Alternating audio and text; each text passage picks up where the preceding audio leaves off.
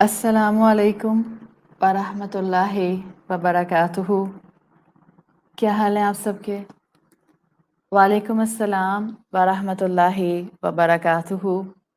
الحمدللہ سورۃ المزمل کی ان ڈیپتھ اسٹڈی کا سیشن نمبر 25 ہے، اور انشاءاللہ آج ہم آیا نمبر 17 کو کور کریں گے۔ اللہ تعالیٰ سے دعا ہے کہ اللہ تعالیٰ وقت میں برکت دیں اور خیر و عافیت سے ہم اپنی اس سورت کی اسٹڈی کو کمپلیٹ کر سکیں۔ آپ سب کا جزاک اللہ کہ آپ لوگوں نے ساتھ دیا۔ آیت نمبر 17 کے حوالے سے آج جس ٹاپک کو میں کور کروں گی وہ ٹاپک ہے الصحوۃ قبل القیامہ، اویکننگ بیفور قیامہ۔ قیامت سے پہلے اگر انسان جاگ جائے تو اس کو کن گراؤنڈز پر جاگنا ہے اور وہ جاگنا اس کے لیے کتنا ضروری ہے، انشاءاللہ آج ہم اسی حوالے سے اپنی بات کو شروع کرتے ہیں۔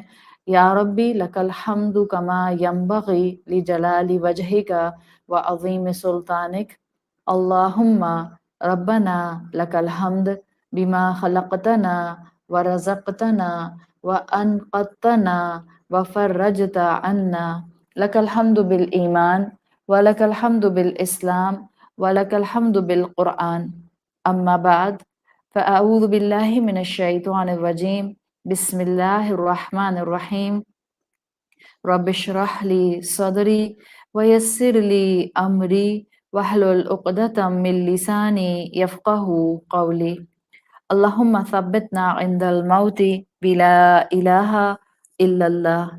اے ہمارے اللہ، ہمیں ہماری موت پر کلمہ لا الہ الا اللہ پر ثابت قدم رکھیے، آمین یا رب العالمین۔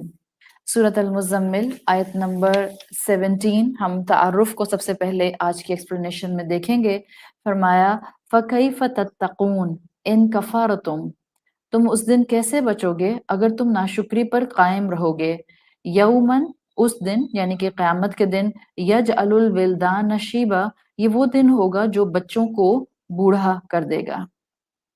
اگر آپ سورۃ المزمل کی پچھلی 16 آیت کے حوالے سے ہی اپنی آج کی بات کو آگے لے کر چلیں تو لاسٹ آیت میں فرعون کا ذکر تھا، اور فرعون ہو یا فرعون جیسے باقی لوگ ہوں، ان کے انجام کو آیت 16 میں مینشن کیا گیا تھا، اور ان کے تھرو مکہ والوں کو وارننگ دی تھی کہ اب جو فرعون کے راستے پر چلے گا، جو فرعون کو فالو کرے گا، وہ اپنا انجام خود ان آیات کے اندر ڈیفائن کر سکتا ہے، اور جو اللہ کے رسول صلی اللہ علیہ وسلم کو ہرٹ کرے گا، جو ان کے فالوورز کو نقصان پہنچائے گا، وہ اسی انجام کو ایکسپیرینس کرے گا جو کہ فرعون نے ایکسپیرینس کیا تھا۔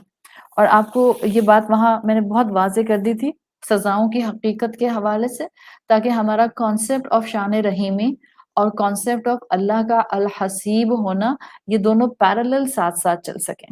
اب جب تک جہاں ہم آگے بڑھتے ہیں سورۃ مزمل میں، اور اب آگے بات آ رہی ہے آیت 17 میں روز محشر کی، اور روز محشر کو بھی اس طرح سے ڈیفائن کیا گیا ہے کہ یہاں کہا گیا ہے کہ تم اس دن کیسے بچو گے اگر تم ناشکری پہ قائم رہو گے، کیونکہ وہ دن اتنا سخت ہے کہ وہ دن بچوں کو بوڑھا کر دے گا۔ سو دا ایکسپریشن یجعل الولدان شیبا بیسیکلی عربک ایکسپریشن ہے ٹو شو قیامت کے دن کی، روز محشر کی سختیاں۔ this is the expression to show that this day will be too long، یہ بہت لمبا دن ہوگا۔ this is the expression یجعل الولدان شیبا is to emphasize کہ یہ بڑا تکلیف دہ دن ہوگا، اس دن ایک لمبا انتظار انسانوں کو کرنا پڑے گا۔ تو جہاں آپ کو اس آیت کے اندر سمپل مفہوم میں یہ سمجھ آتا ہے کہ یہ بچوں کو بوڑھا کر دے گا، اس میں سائملٹینیسلی آٹومیٹک نوشن آپ کو یہ مل جاتا ہے۔ اس آیت نے یہ مفہوم بھی دے دیا، یہ آٹومیٹیکلی، کہ اس دن تقویٰ کرو گے حالانکہ تمہیں موت کی تیاری موت سے پہلے کرنی ہوتی ہے۔ آج کی زندگی جو ہماری گزر رہی ہے، انسان زیادہ تر اس کو ان اینڈنگ سمجھتے ہیں۔ ہم یہ سوچ کر رات میں نہیں سوتے کہ صبح آنکھ نہیں کھلی تو، صبح زندگی نہ ملی تو، ہم زیادہ تر ایسے نہیں سوچتے، ہم ایسے نہیں سوتے، ہم پلان کر کے سوتے ہیں that I will do this in morning, I will do that in morning, I will plan ahead کہ مجھے کل کیا کرنا ہے۔ ہم اس طرح سے زندگی گزار رہے ہوتے ہیں۔ تو جنرلی انسان دنیا کی زندگی کو بہت لمبا سمجھتا ہے، جبکہ یہ وہ زندگی ہے جو ایک لمحے میں ختم ہو سکتی ہے. یہ وہ زندگی ہے جس میں آلدو صبح سے شام بڑی تیزی کے ساتھ ہوتے ہیں. یہ وہ زندگی ہے جو بہت تیزی سے میلٹ ہو رہی ہے اور اس اصل دن کی طرف ہم سب کو لے کر جا رہی ہے جس کا شمار اتنا لمبے دن کا ہے کہ قرآن نے خود کہا کہ یہ یوم الحشر جو ہوگا یہ دنیا کے لحاظ سے 50,000 سال کے برابر ہوگا. اکارڈنگ ٹو آر کلاک 24/7 کا جو کلاک ہے اس کے حساب سے یہ 50,000 سال کے برابر ایک دن ہوگا. تو ہمارے لیے تو اس دن کا شمار رکھنا ممکن ہی نہیں ہے. آپ سوچیں اتنا رحمان رب ہے کہ اس نے لمیٹڈ زندگی کے اعمال جو ہماری یہ زندگی لمیٹڈ چھوٹی سی 60 ایئر 50 ایئر 40 ایئر 70 ایئرس یہ چھوٹی سی زندگی ہے نا. تو اللہ تعالیٰ نے ہماری اس لمیٹڈ زندگی کے اعمال کو اتنی ویلیو دی ہے اتنی ویلیو دی ہے کہ یہ چند لمحوں کی زندگی کے اعمال ہماری انلمیٹڈ زندگی کے لیے ذریعہ سکون بن سکتے ہیں. تو وہ تو رحمان رب ہے, وہ تو محبت کرنے والا رب ہے, وہ اویکننگ دے رہا ہے. الصحوۃ قبل القیامہ یہی ہے کہ آپ آیت کے الفاظ میں نہ صرف کھو جائیں کہ اچھا بچے بوڑھے ہو جائیں گے تو کیسے بوڑھے ہوں گے, تو ایج کیا ہوگی, تو ان کے بال کس طرح سے سفید ہوں گے, کیا سارے سفید ہو جائیں گے, کیا کچھ گرے ہیئر آئیں گے. ہم بعض اوقات آیت کے اندر ان ڈیٹیلنگز میں چلے جاتے ہیں جن ڈیٹیلنگز میں جانے سے میرے آج کے عمل کا فائدہ نہیں ہو سکتا ہے. شاید بس اس دن کی ایک ہولناکی کا سین کریٹ ہو جائے فار دا ٹائم بینگ, لیکن آج میں اس کیفیت کو اپنے اوپر لے کر اپنے عمل کو کیسے بہتر کر سکتی ہوں, شاید اس اینگل سے ہم چیزوں کو نہیں سمجھتے. سو الصحوۃ قبل القیامہ کے حوالے سے آپ کو ایک نیا پرسپیکٹو انشاءاللہ اس آیت کے اندر سے محسوس ہوگا. اور وہ کیا کہ جب اللہ نے کہا کیف تتقون ان کفرتم یوما, اس دن تمہیں کیسے جو ہوگا تم اپنے آپ کو سیو کر سکو گے, اس دن تم کیسے تقوی اختیار کر سکو گے. سو فیکٹ کیا ہے, سمجھنا کیا ہے الصحوۃ قبل القیامہ میں کہ تقوی کرنے کا مقام قیامت کا دن نہیں ہے. تقوی کرنے کا مقام میری آج کی زندگی ہے, جب میں زندہ ہوں, جب میں سوچ سکتی ہوں, جب میں بیٹھی ہوئی ہوں, جب میں سن سکتی ہوں, جب میں ڈیسیژنز لے سکتی ہوں. اسی طرح سے کفر چھوڑنے کا مقام کہ میں اللہ کے ساتھ کسی کو شریک نہ کروں, کفر چھوڑنے کا مقام, کفر چھوڑنے کا دن قیامت کا دن نہیں ہے. کفر چھوڑنا ہے تو دنیا کی زندگی میں مجھے چھوڑنا ہے, آج چھوڑنا ہے, تاکہ میں اللہ کی وحدانیت کو پیوریفائی کر سکوں. ناشکری چھوڑنی ہے, اگر کفر تم کو ناشکری کے اینگل میں لیا جائے تو اگر ناشکری چھوڑنی ہے تو آج چھوڑنی ہے, آج کے دن پر چھوڑنی ہے. یہ وہ پوائنٹ ہے جس کو اس اگر آیت کے حوالے سے ہم سمجھنا چاہیں تو یہ ہمیں الصحوۃ قبل القیامہ کا کانسیپٹ دیتا ہے. تقوی آج اڈاپٹ کرنا ہے, کفر آج چھوڑنا ہے, ناشکری آج چھوڑنی ہے. یہ وہ کانسیپٹ ہے جو اس آیت کے اندر امبیڈڈ ہے. ورنہ جنرلی آپ دیکھیں قیامت کے دن کی لینتھ کو ریفر کرتی بھی بس ہمیں یہ آیت محسوس ہوتی ہے, قیامت کی ہیبت بتاتی ہوئی یہ آیت محسوس ہوتی ہے, اس کی دہشت کو ایکسپلین کرتے ہوئے یہ آیت محسوس ہوتی ہے. اس سے انکار نہیں ہے, وہ اپنی جگہ پر ڈیفینیٹلی موجود ہے.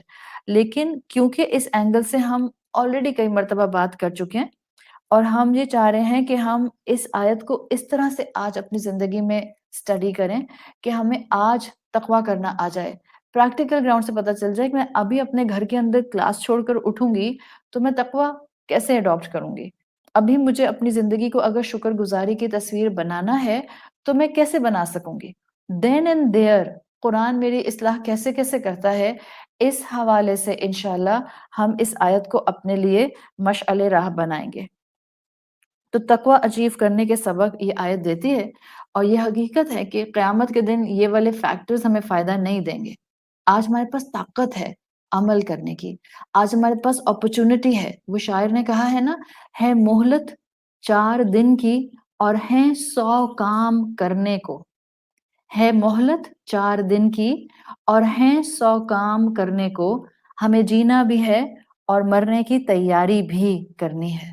So this is the combination of a believer کہ آپ کانسٹنٹلی اپنے دن بھر کو ڈیوائڈ کر لیتے ہیں, جہاں پر ظاہر ہے آپ تھوڑا ہنس بھی رہے ہوتے ہیں, آپ تھوڑا انجوائے بھی کر رہے ہوتے ہیں, پر ڈیفینیٹلی آپ کے back of the mind constantly یہ بات رہتی ہے کہ مجھے اپنے رب کے پاس پہنچنے کی تیاری کرنی ہے, مجھے اپنے رب سے ملاقات کرنی ہے، میرا حساب کتاب ہوگا، میں سستی نہیں کر سکتی، میں اپنے رب کے دیے ہوئے معاملات میں ڈلی ڈالی نہیں کر سکتی، ملتی نہیں محشر میں کسی بھی قیمت پر مہلت، اے زندگی والو پڑھ لو ابھی سستی ہے نماز. It's such a beautiful thing کہ جس میں آپ کو فوراً جو ہے وہ ایک انسینٹیو مل جاتا ہے. ملتی نہیں محشر میں کسی بھی قیمت پر مہلت، اے زندگی والو پڑھ لو ابھی سستی ہے نماز. تو یہ انسینٹیو ہے اصل میں اس آیت کے اندر، بجائے اس کے کہ ہم قیامت کی لینتھ پر بات کریں وہ ہم آلریڈی کر چکے. Now it's high time to move forward in my steps of awakening, تاکہ میری زندگی عمل کی، سبمشن کی تصویر بن جائے.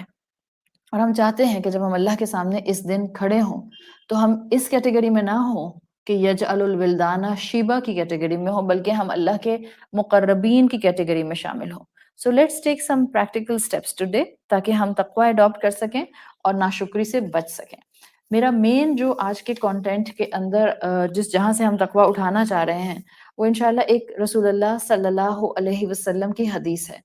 اور پریکٹیکل گراؤنڈ پر ویسے تو آپ کی بہت سی احادیث ہیں جس میں آپ نے ہمیں تقوی اڈاپٹ کرنے کے لیے میتھڈالوجیز دی ہیں، لیکن اٹس اے ویری کنسائز حدیث، اس لیے کہ اس میں میری زندگی پوری، جتنی بھی ہماری زندگی میں رسپانسبلٹیز ہیں، جتنی میری کمپلیٹ زندگی ہے، وہ ساری اس حدیث میں کور ہو جاتی ہے کہ آپ کوئی ایسپیکٹ چھوڑ نہیں پاتے جہاں آپ اللہ کا تقوی اڈاپٹ نہ کر سکیں.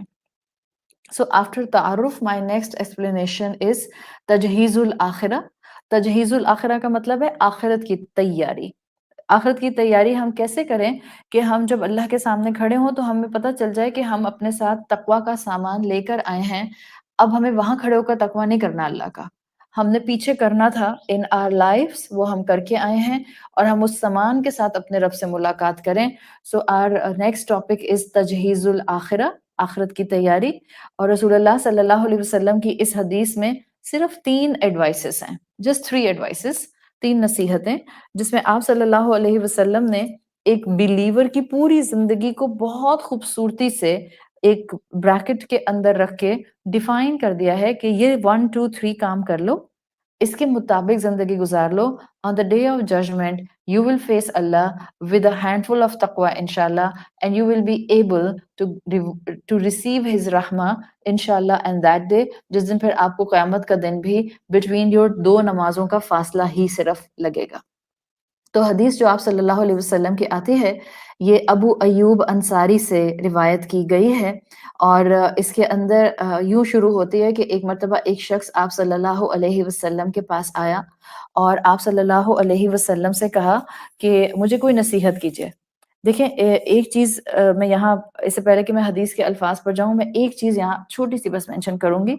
دیکھیں یہ جو فریز ہے نا یجعل الولدان شیبہ، کہ اس دن کی ہولناکی جو ہے وہ بچوں کو بوڑھا کر دے گی، اصل میں یہ مقصد صرف اس کا ایک ہی ہے. اگر آپ کلاسیکل اسکالرس کو پڑھیں یہ بات بتانے کا، وہ کہتے ہیں کہ انسان کا صرف اپنے رب سے دنیا کی زندگی میں ایک مضبوط تعلق قائم ہو جائے، بس یہ مقصد تھا اس وقت سورت مزمل میں اس آیت کے اندر اس فریز کو نازل کرنے کا. رسول اللہ اور ان کے ساتھیوں کو انکریج کرنا مقصد تھا. آپ اور میں بھی بلیور ہی ہے نا، مومن ہی ہے نا، یا مومن بننے کے راستے پر ہی ہے نا. تو آپ کے اور میرے لیے اس میں ڈراوا اتنا نہیں ہے جتنا انکریجمنٹ ہے کہ دیکھو ابھی سے بتا دیا ہے اللہ تعالیٰ نے. اتنی شروع کی وحی تھی اور آپ صلی اللہ علیہ وسلم کے اوپر سورت مزمل، اور ابھی سے بتا دیا تاکہ آپ پہلے سے پریپیئر ہو جائیں، آپ کے ساتھ ہی انکریج ہو جائیں اور ان کو یہ پتا چل جائے کہ یہ جو دنیا کی زندگی ہے نا یہ لمیٹڈ ہے.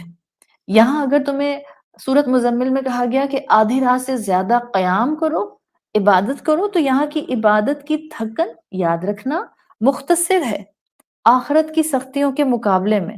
یہاں پر ہمت نہیں ہارنا، اس لیے کہ یہاں پر ہمت دکھانا آخرت کے ریوارڈ کے مقابلے میں کچھ بھی نہیں ہے. تو مسلمانوں کو، صحابہ کو، رسول اللہ صلی اللہ علیہ وسلم کو تو کیا انکریج، اور سائملٹینیسلی سورت مزمل کے تھرو قریش کے جو مشرکین تھے ان کو وارن کر دیا یجعل الولدان شیبہ سے، کہ دیکھو ابھی تمہارے پاس وقت ہے، اللہ کی قدر کر لو، رسول اللہ صلی اللہ علیہ وسلم کی قدر کر لو، مذہب کی اہمیت کو پہچان جاؤ، دین اسلام کو تھام لو، عقل کو اس کے تابع کر دو، ورنہ ایک دن آئے گا جو یوم الحشر ہوگا، وہ اتنا سخت دن ہوگا کہ تمہارے سارے کسبل نکال دے گا، یجعل الولدان شیبا، کمر ٹوٹ کر رہ جائے گی انسان کی، یہ حالت انسان کی ہو جائے گی۔ اور اس کانسیپٹ کو اس آیت کے ساتھ آپ اگر ریلیٹ کر کے حدیث کو سنیں گی جو مسند احمد کی میں آپ کے سامنے رکھ رہی ہوں، تو اس میں رسول اللہ صلی اللہ علیہ وسلم نے تقوی اختیار کرنے کے لیے ایک ایسا انسینٹیو دیا ہے کہ دیکھو آج ایفرٹ کر لو، آج تھوڑی مشکل اٹھا لو، طویل دن کی سختیوں سے خود کو بچا لو۔ آپ صلی اللہ علیہ وسلم جوامع الکلم تھے، آپ کی ہر حدیث میں الحمدللہ آپ کو یہ ایسنس ملتا ہے۔ مجھے تو آپ صلی اللہ علیہ وسلم کے جوامع الکلم ہونے کا ایسنس آپ کی ہر حدیث میں ملتا ہے۔ تو ایک شخص آیا، مسند احمد کی حدیث ہے، صحیح حدیث ہے، آپ حضرت ابو ایوب انصاری سے نیریٹ کی گئی ہے۔ اس نے کہا یا رسول اللہ مجھے نا نصیحت کیجیے۔ دیکھیں ایک مرتبہ آپ کے پاس ایک شخص آیا تھا، اس نے کہا تھا نصیحت کیجیے، تو آپ نے بس دو فریز بولے تھے، لا تغضب، غصہ مت کرو۔ اب جب یہ شخص آیا اور آپ صلی اللہ علیہ وسلم سے نصیحت مانگی اور کہا کہ یا رسول اللہ مجھے ڈیٹیلڈ نصیحت چاہیے، یعنی ایسی نصیحت چاہیے جو میری پوری زندگی کو انکمپس کر لے اور بہت امپیکٹفل ہو، تو آپ صلی اللہ علیہ وسلم نے بھی جو سیکھنا چاہتا تھا آپ اس کو خوب سکھاتے تھے، جو خواہش رکھتا تھا آپ اس کے سامنے پھر علم کو الیبوریٹ فارم میں رکھا کرتے تھے۔ تو جب اس نے بھی ڈیٹیل، انسائٹ فل اور امپیکٹفل نصیحت مانگی، آپ صلی اللہ علیہ وسلم نے 3 جملے بولے۔ نمبر 1 آپ نے فرمایا اذا قمت فی صلاتک، جب تم اپنی نماز میں کھڑے ہو جاؤ، فصلی صلاۃ مودع، ایسے پڑھو جیسے یہ تمہاری آخری نماز ہے۔ Pray as if it's your last prayer۔ جب تم نماز میں کھڑے ہو فصلی صلاۃ مودع، ایسے پڑھو جیسے یہ تمہاری آخری نماز ہے۔ نصیحت نمبر 1۔ نصیحت نمبر 2 ولا تکلم بکلام تعتذر منہ غدا، دیکھو ایسی بات زبان سے آج کوئی بھی نہیں نکالنا جس پر کل یعنی tomorrow you will feel regret. آج ایسی کوئی بات نہیں کہنا جس پہ کل تم کو اپولوجائز کرنا پڑے۔ And the third thing he said وَأَجْمِ إِلْيَاسَ مِمَّا فِي أَيْدِ النَّاسِ، جو لوگوں کے پاس ہے نا اس کی طرف سے اپنے آپ کو ٹوٹل ڈیٹیچ مایوس کر لو۔ Lose hope in what other people possess۔ یہ 3 نصیحتیں آپ صلی اللہ علیہ وسلم نے ان صحابی کو کی اور ایک پرومیننٹ ایسن دے دیا۔ پرومیننٹ ایسنس کیا؟ چاہے نماز کا معاملہ آپ دیکھ لیں، چاہے گفتگو کرنے کا معاملہ دیکھ لیں، چاہے نعمتوں کے بارے میں ایٹیٹیوڈ اڈاپٹ کرنے کا معاملہ دیکھ لیں، ان تینوں کا ایک ایسنس ہے اور وہ یہ کہ اچھے کاموں کو کرنے میں ڈیلے نہیں کرو اور غلط کاموں کی طرف رخ نہیں کرو۔ جیسے ہی نیکی کا خیال آئے نیکی کر لو۔ Make things right in the moment you are living in, make your present beautiful, live in the moment. یہی ساری باتیں ہم سنتے ہیں نا، ہم اللہ کے رسول کہتے ہیں انما الاعمال بالخواتیم، یعنی جہاں انما الاعمال بالنیات ہے وہاں انما الاعمال بالخواتین بھی ہے۔ ہر دن کو بہتر کرنے کی کوشش کرو۔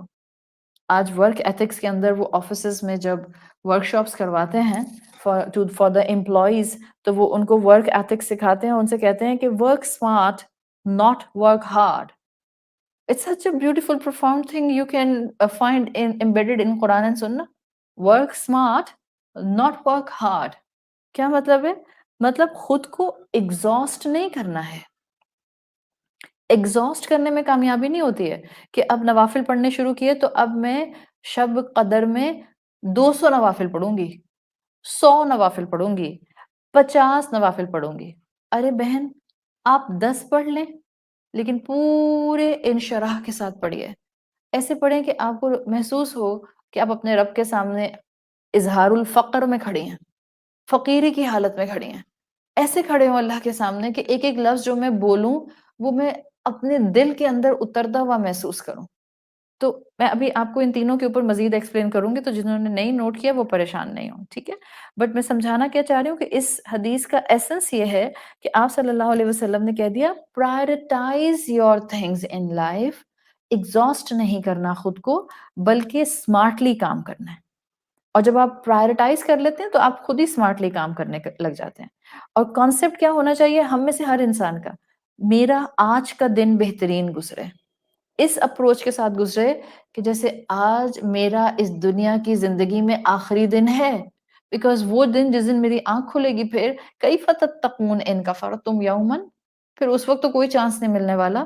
اس دن تو پھر کیا ہوگا، سمپلی مجھے صرف حساب کتاب دینا ہوگا. تو آج ایسے گزاریں کہ یہ آپ کی زندگی کا آخری دن ہے، اور سوچیں اگر یہ آخری دن ہو تو آپ اور میں کیا کرنا چاہیں گے. اس لیے کنفرمیشن تو نہیں ہے کہ کل مجھے اور آپ کو چانس ملے گا کہ نہیں ملے گا. یہ اسٹریٹجی کہ کل چانس ملے یا نہ ملے، let's make my today beautiful and productive and efficient. This is the concept of working smart. Work ethics میں آج جو سکھایا جاتا ہے وہ یہی ہے، یہی ورکنگ اسمارٹ اسٹریٹجی ہے. تو پہلی نصیحت جو آپ نے کی، now I am elaborating one by one تینوں نصیحتیں. پہلی نصیحت جو آپ صلی اللہ علیہ وسلم نے ان صحابی کو کی، جو کہا آپ نے اذا قمت فی صلاتک فصلی صلاۃ مودع، کہ جب تو نماز کے لیے کھڑے ہو تو ایسے کھڑے ہو کہ جیسے یہ تمہاری آخری نماز ہے. یوں سمجھیں یہ جو تین نصیحتیں آپ نے کی ہیں نا، آپ صلی اللہ علیہ وسلم نے انسان کی پوری زندگی کو تین پاکٹس میں رکھ دیا ہے. تو پاکٹس کہہ لیں یا تین آپ اس کو ویسلز کہہ لیں، کچھ بھی کہہ لیں، تین ویسلز میں پوری زندگی انسان کی آ گئی ہے. زندگی کی چوائسز کے حساب سے اب آپ اپنے ان ویسلز کو بھرتی ہیں. یعنی کہ برتن نمبر 1، برتن نمبر 2، برتن نمبر 3، تین نصیحتیں ہیں. اب آپ اپنے اپنے لائف سٹائل کے حساب سے اس کو یا تو بھر رہی ہوتی ہیں یا آپ اس کو خالی چھوڑ رہی ہوتی ہیں. اب دو ٹارگٹ ہیں ہمارے ان تین ویسلز کے پوائنٹ آف ویو سے، ان تین نصیحتوں کے پوائنٹ آف ویو سے. نمبر 1، مجھے جیسا رسول اللہ صلی اللہ علیہ وسلم نے بتایا ہے مجھے ان ویسلز کو ویسے ہی 1 بھرنا ہے. 2، اپنی آخری سانس تک ان ویسلز میں ایڈڈ نیکیوں کو ضائع نہیں ہونے دینا. اس لیے کہ یہ آخرت میں وہ دن جو بچوں کو بوڑھا کر دے گا، یہ اس دن کی میری ہینڈی کرنسی ہوں گے وہ اعمال جو ان تین بکٹس میں رکھیں. سو بکٹ یا ویسل نمبر 1، صلی صلاۃ مودع، مطلب کیا کہ آپ نماز ایسے پڑھیں کہ یہ آپ کی آخری نماز ہے. ہر نماز میں کم سے کم، میں منیمم کہہ رہی ہوں، بہت پریکٹیکل ہوتا ہے، میں آپ کو بتا رہی ہوں. اب پوری نماز میں تو آپ شاید یہ کانسیپٹ ہر وقت نہیں یاد رکھ سکتے، آن اے پریکٹیکل گراؤنڈ ظاہر ہے ہم سبھی جانتے ہیں کہ ذہن بھٹک جاتا ہے، لیکن ہر نماز میں ایک دفعہ اس احساس کے ساتھ ضرور اللہ اکبر کہیے کہ کیا پتہ یہ میری آخری نماز ہو. صرف ایک احساس بھی اگر ہمیں ہو گیا اور ہم نے اس میں دل سے صرف اللہ اکبر کہہ دیا تو اللہ کی ذات اور اس کی شان رحیمی سے امید ہے کہ وہ ہمیں بخش دے گا، اپنی رحمت سے بخش دے گا اور ہمارے گناہوں کو معاف کر دے گا. تو اللہ رب العزت نے ہمیں ہر دن میں 5 مرتبہ موقع دیا ہے اپنی محبت کی بیسس پہ کہ اپنے رب کے قریب آؤ اور اس کے ساتھ تعلق کو مضبوط کرو اور خشوع کے ساتھ نماز پڑھ جاؤ. نماز دی کیوں اللہ نے ہمیں؟ کیا مقصد ہے نماز کا؟ کیا اللہ تعالیٰ کو اچھا لگتا ہے کہ ہمیں پاکٹس میں کاموں میں سے نکال کر جو ہے وہ جائے نماز پر کھڑا کر دے؟ یہ اللہ تعالیٰ نے جائے نماز کی فیکٹریاں لگوانی تھیں دنیا کے اندر، اس لیے اللہ تعالیٰ نے نمازیں جو ہیں وہ رکھوا دی. اللہ نے نماز کیوں رکھی ہے؟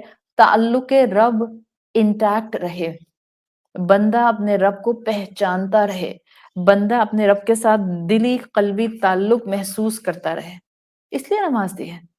تو ہر نماز میں ایک خیال آیا، جیسے اللہ اکبر کہنا نہیں بھولتے نا، بس ایک میں آپ کو پریکٹیکل ٹپ بتا رہی ہوں. جس وقت میں پہلا تکبیر تحریمہ کہتی ہوں، وضو کر کے آئیں، جائے نماز پر کھڑی ہوئیں، اللہ اکبر، اب اس کے ساتھ ایک تھاٹ فکس کر لیں، کیا پتہ یہ میری آخری نماز ہو، اللہ میں آپ کی بندی. اس تھاٹ کے ساتھ اللہ اکبر کہیں. اللہ کی ذات سے امید ہے کہ ہم رسول اللہ کی اس نصیحت کو بھی فالو کر لیں گے اور انشاءاللہ اللہ کے ساتھ تعلق کو بھی مضبوط کر لیں گے، اور پھر اللہ تعالیٰ ہماری اس نماز کو یقیناً ایک قابل قبول عمل کی کیٹیگری میں لے جائے گا. یہی تو خشوع ہے نا. اب خشوع پوری نماز میں نہیں آ رہا تو اس چکر میں نماز تو نہیں چھوڑیں گے نا، کہ ہم کہیں کہ لو 10 منٹ تک تو خشوع مینٹین نہیں رہتا ہے، اس لیے کہ مجھ سے نا اٹینشن سپین اتنا نہیں ہے میرا، تو میں فوکسڈ رہ نہیں پاتی ہوں، تو میں تو خشوع سے نماز ہی نہیں پڑھ پاتی، تو چلو پھر میں چھوڑ ہی دیتی ہوں. نہیں، بالکل بھی نہیں. اگر 10 منٹ کی نماز میں 6 سیکنڈ بھی آپ کو خشوع مل جاتا ہے، it's a blessing, it's a blessing. باقی 9.5 منٹ اگر آپ کو، یا باقی پونے 10 منٹ آپ کو جو ہے وہ خشوع نہیں بھی ملتا، 6 سیکنڈ تو ملا تھا، 10 سیکنڈ تو ملا تھا. وہ رحمان رب ہے، وہ بخشنے کو تیار ہوتا ہے. ہم عمل کرنے والے تو بنے، ہم نیت اور ارادہ تو کریں. وہ جہنم کی سختیوں سے اور قیامت کی سختیوں سے ہمیں بچانا چاہتا ہے. تو آج سے خشوع لانے کا پریکٹیکل سٹیپ میں نے آپ کو بتا دیا. صحیح؟ خشوع اڈاپٹ کیوں کرنا ہوتا ہے؟ کیوں چاہیے مجھے خشوع؟ For mind فلنس. کس کے سامنے کھڑی ہوں، کیوں کھڑی ہوں، کیا مقصد ہے کھڑے ہونے کا، کیوں چاہیے تعلق رب مجھے. میرا فائدہ، میرا فائدہ، میرا فائدہ، میرا فائدہ، میرا فائدہ بولیں اور بس اللہ اکبر کے بعد اللہ سے کہیں اللہ یہ آخری نماز ہے تو مجھے بخش دے. کیوں ڈرتے ہیں مرنے سے؟ ڈرنا تھوڑی ہوتا ہے.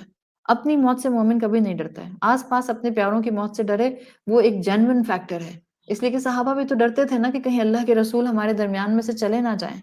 سو دس از اے نیچرل فیلنگس. بٹ مومن اپنی موت کے لیے کبھی نہیں ڈرتا ہے. صحیح؟ سو جب آپ جس وقت آپ اللہ اکبر کریں، remind yourself this might be my last نماز، تو آٹومیٹک تھوڑا سا خشوع آ جائے گا. چاہے فریکشن آف سیکنڈ کے لیے ہی آیا تو تھوڑا سا ہی آیا تو. اور خشوع جو نہ آنے کی وجہ ہے نا، یہ جو ہم نماز میں کہتے ہیں کہ میں فوکسڈ نہیں ہوتی ہوں، میں بھٹک جاتی ہوں، میں نماز کے الفاظ جو ادا کر رہی ہوں وہ تو پتہ ہی نہیں چلتا مجھے، بس اللہ اکبر یاد آتا ہے اور السلام علیکم یاد آتا ہے. وجہ زیادہ تر پتہ ہے کیا ہوتی ہے؟ کبھی غور کیے کہ کس چیز کو آپ زیادہ سوچتے ہیں نماز میں؟ زیادہ تر ہم سوچ رہے ہوتے ہیں جو کام ہم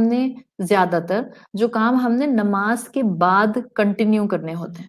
زیادہ تر ہم نماز میں اس کے بارے میں سوچ رہے ہوتے ہیں. یا اگر آپ کسی سے لڑنے کے بعد کھڑی ہوئی ہیں، یا اگر آپ کسی سے ناراض ہونے کے بعد نماز میں کھڑی ہوئی ہیں، تب آپ اپنا پچھلا وقت ماضی سوچ رہے ہوتے ہیں، جس میں آپ نے کیا کہا اور اس نے کیا کہا، اور آپ کو کیا کہنا چاہیے تھا اور اس کو کیا کہنا چاہیے تھا. یہ ساری چیزیں چلتی رہتی ہیں. اور ان خیالات کی وجہ سے ہم نماز میں خشوع مینٹین نہیں کر پاتے.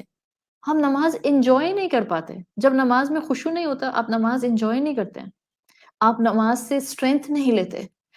کیوں عورتیں کہتی ہیں میں تو نماز پڑھتی ہوں پھر بھی میں اتنی بے سکون کیوں ہوں، میں تو نماز پڑھتی ہوں پھر بھی مجھے بلا وجہ رونا کیوں آتا ہے؟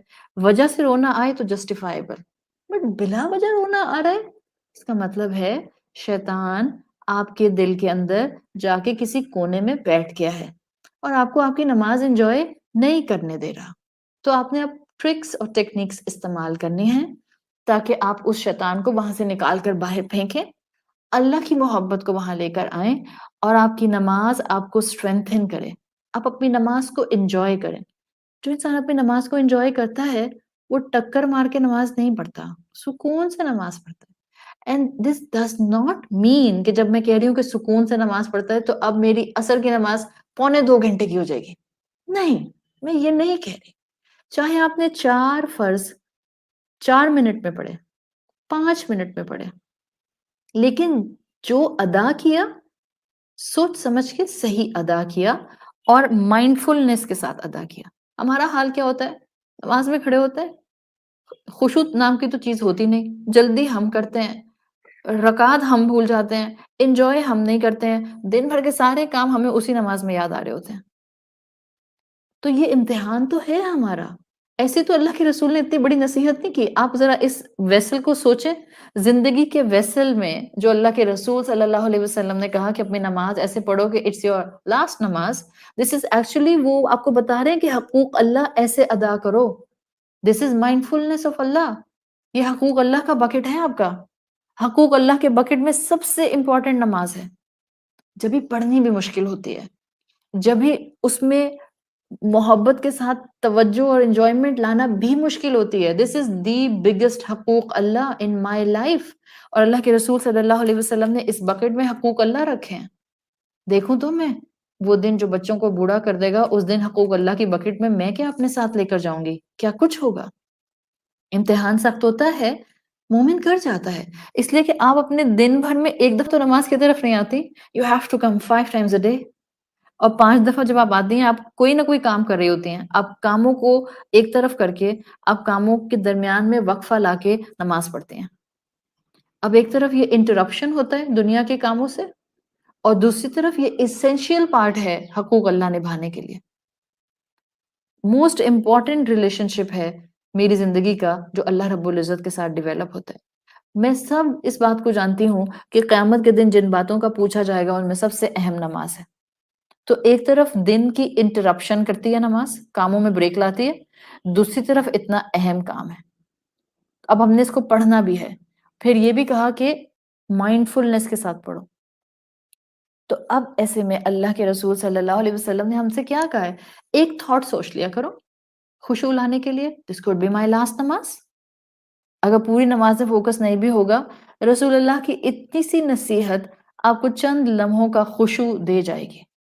You just need to catch yourself. Just need to catch yourself. اور کیسے کریں گے آپ خود کو اس پوزیشن پر؟ اپنے آپ کو بتائیں، کیا معلوم یہ جو میں اس وقت جائے نماز پر کھڑی ہوئی ہوں، یہ رب کے سامنے کھڑے ہونے والی آخری نماز ہو؟ کیا معلوم یہ آخری سجدہ ہو؟ کیا پتہ میں اپنے پیروں پر کھڑے ہو کر جو نماز پڑھ رہی ہوں، یہ پیروں پر کھڑے ہو کر نماز پڑھنے کا آخری چانس ہو، یہ دعا کے لیے ہاتھ اٹھانے کا آخری چانس ہو، پھر موت آ جائے یا خدا نخواستہ کوئی بیماری آ جائے، موت آ گئی تو پھر آنکھ کہاں کھلے گی؟ اسی جہان میں، یا جو الولدان شیبا، جو بچوں کو بوڑھا کر دے گا۔ اور وہاں پہلا سوال جو ہوگا وہ حقوق اللہ کا ہوگا، اور پہلا سوال حقوق اللہ میں زیادہ تر احادیث کے مطابق نماز کا ہوگا۔ تو اس نماز کے اندر میں اور آپ ذہن کا بھٹکنا بہت افورڈ نہیں کر سکتے ہیں۔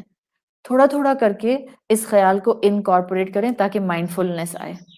اور یہ شروع کیسے کرنا ہے؟ آپ نے اپنے آپ کو بتائیں، ظہر کی نماز پڑھنے کھڑی ہو رہی ہوں، پتہ نہیں عصر کا موقع ملتا ہے کہ نہیں ملتا ہے، مغرب کی پڑھ رہی ہوں، پتہ نہیں عشاء کا موقع ملتا ہے کہ نہیں ملتا ہے۔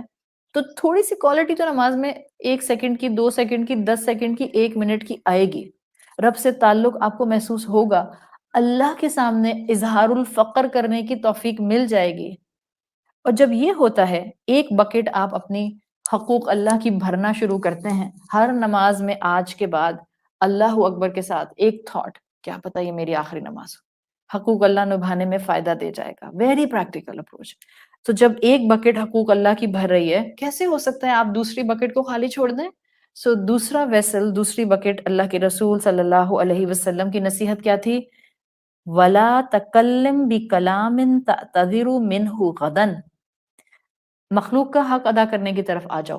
خالق کا کر دیا، پڑھ لی نماز، لپیٹ دی جائے نماز، ناؤ کم ٹوورڈز مخلوق۔ جس نے پہلی بکٹ کو بھرا ہے وہ دوسری بکٹ کو خالی کیسے چھوڑ سکتا ہے؟ وہ تو نہیں چاہے گا نا یا جعل الولدان شیبہ والے دن اس کی حالت بری ہو جائے۔ وہ چاہے گا اس دن بھی اس کو وہ پریویلیجڈ VVIP ٹریٹمنٹ دیا جائے جو وہ دنیا میں آس پاس کے لوگوں سے چاہتا تھا۔ نہیں بھی چاہتا تھا تو آخرت میں تو ہم سب چاہیں گے کہ اللہ ہمیں روز محشر کی سختیوں سے بچا لے۔ سو دوسری نصیحت، وَلَا تَكَلِّمْ بِكَلَامٍ تَعْتَذِرُ مِنْهُ غَدًا۔ دیکھو ایسی بات لوگوں سے مت کہنا جس پہ تمہیں کل اپولوجائز کرنا پڑے۔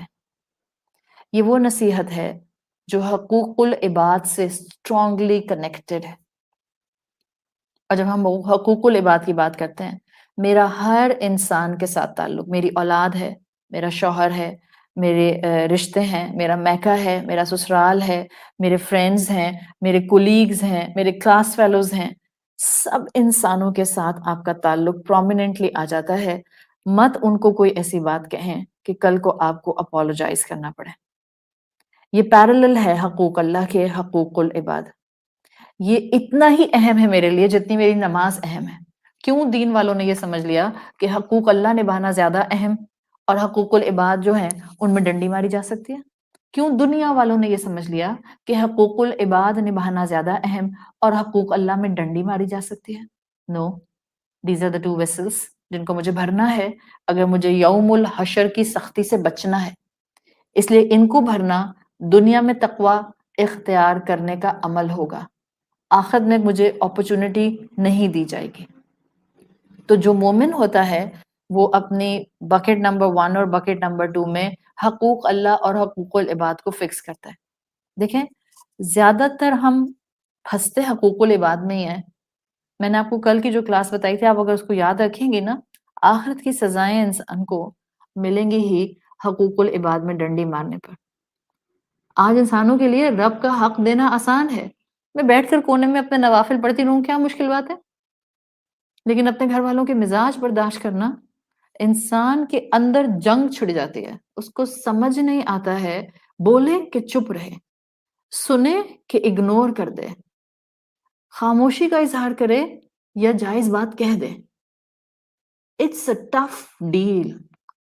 کہاں ناراض ہوں، کہاں خاموش رہوں، کہاں ڈانٹوں، کہاں کس کے طنز کو اگنور کر دوں، کہاں میں کس وقت اپنے آپ کے اندر وہ اسٹرینتھ جمع کروں کہ میں ان کی زیادتیوں کے باوجود ان کے لیے دعائے خیر کرتی رہوں. ایکولی امپورٹنٹ ہے حقوق العباد، بٹ فار مور ڈیفیکلٹ ہے دین حقوق اللہ. ہوتا کیا ہے، ہم حقوق اللہ نبھانے میں کامیاب ہو جاتے ہیں، شیطان ہمیں حقوق العباد پر کمزور کر کے ہماری ساری نیکیاں کھا جاتا ہے. آپ نے اتنی عبادت کی رمضان میں، آپ اپنی طرف سے پوری کوشش کر کے آخری 10 راتوں میں ہر دن تھوڑا تھوڑا تھوڑا تھوڑا اللہ کی عبادت کر رہے ہیں. انہی رمضان کے دنوں میں کسی پر آپ کو غصہ آیا گھر میں، زیادہ تر ہمارا یہ غصہ اور غضب اور ریج اور اینگر گھر والوں پر ہی چلتا ہے نا.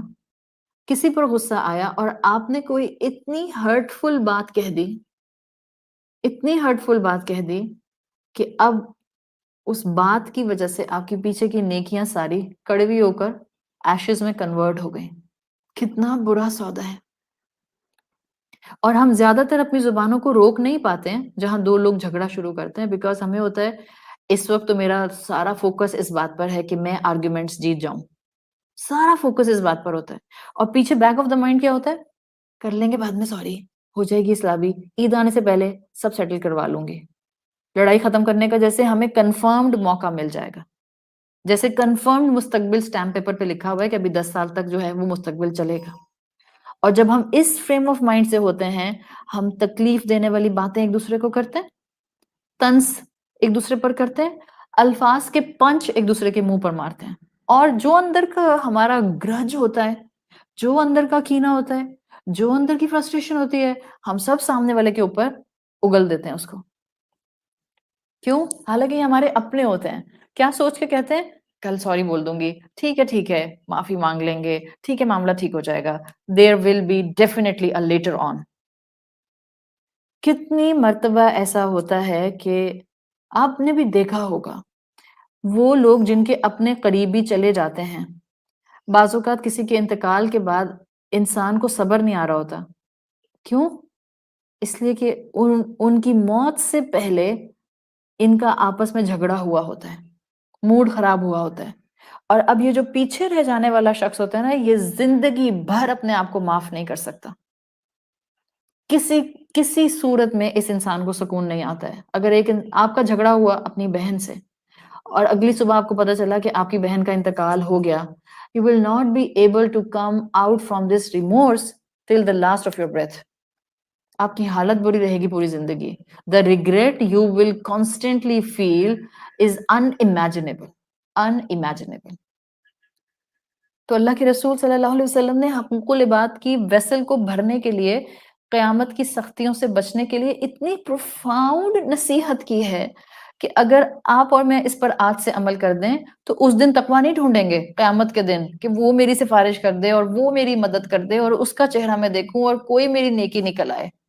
اس دن نیکیاں نہیں اگنے والی ان ویسلز کے اندر سے، جب تک کہ میں نے اس دنیا کی زندگی میں اس میں ڈالی نہیں ہوں گی. وَلَا تَكَلَّمْ بِكَلَامٍ تَعْتَذِرُ مِنْهُ غَدًا.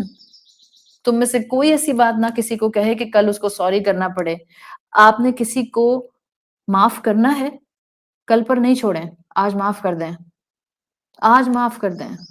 آپ نے کسی سے معافی مانگنی ہے، آپ کی غلطی ہے، آپ کی غلطی کا ایسپیکٹ ہے، کل پر نہیں چھوڑیں. عید آئے گی نا، تب میں ٹیکسٹ میسج کر دوں گی کہ آئی ایم سوری. نہیں، کیا پتا مجھے عید نصیب ہو یا نہ نصیب ہو. تو کسی کو معاف کرنا ہے تو آج ہی معاف کر دیں. کسی سے معافی مانگنی ہے، آج ہی معافی مانگ لیں. اور اپنے آپ سے پوچھیں فار دا نیکسٹ ٹائم جب کبھی بھی آپ کو لگے کہ کوئی جھگڑا اس ڈائریکشن پر جا رہا ہے، اپنے آپ سے پوچھیں اگر میں مر گئی آفٹر دس ڈبیٹ یا یہ سامنے والا چلا گیا، اگر ہسبینڈ وائف اس اپروچ کے ساتھ ایک دوسرے کے اختلافات میں سوچنا شروع کر دیں، میرا خیال ہے ہمارے آدھے جھگڑے وہیں سیٹل ڈاؤن ہو جائیں. اگر بیوی کو احساس ہو جائے گا تو اس کی زبان کو چپ لگ جائے گی، اور اگر شوہر کو احساس ہو جائے گا تو اس کی زبان خاموش ہو جائے گی.